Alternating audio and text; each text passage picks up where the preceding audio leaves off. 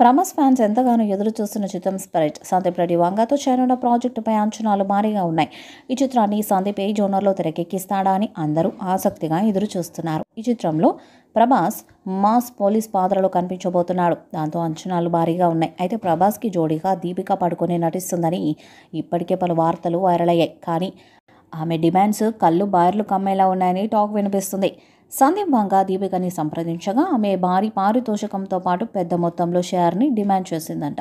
పైగా 8 గంటలు మాత్రమే పనికి కేటాయిస్తానని కండిషన్స్ని కూడా పెట్టిందని సమాచారం. అయితే ఇక్కడ మరొక ట్విస్ట్ ఏంటంటే ఆమె ఇచ్చిన 8 గంటల్లో 2 గంటలు జర్నీకే సరిపోతే మిగిలిన 6 గంటలు మాత్రమే సెట్స్లో ఉంటుందంట.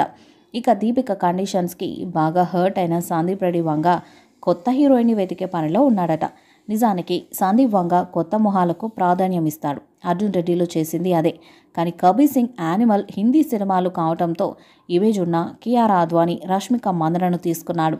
స్పిరిట్కి సైతం అదే ఫాలో అవ్వాలని అనుకుంటున్నారట. తీరా చూస్తే దీపిక డిమాండ్లకు చిరాకొచ్చి మనసు మార్చుకున్నారని అంటున్నారు.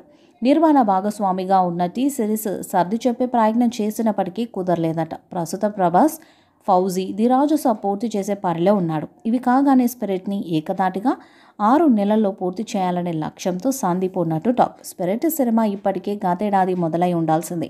కానీ ఇప్పటికీ సినిమాకు సంబంధించిన ప్రారంభ తేదీ ఖరారు కాలేదు. ఒకవేళ ఇది ఇంకా ఆలస్యమైతే వంగ మరొక ప్రాజెక్టుకి మకా మార్చే అవకాశం ఉందని ఫిలిం నగర్ టాక్. వంగ తన స్క్రిప్టులు ముందుగానే సిద్ధం చేసుకొని షెడ్యూల్స్కి పూర్తి కట్టుబాటుతో పనిచేసే డైరెక్టర్.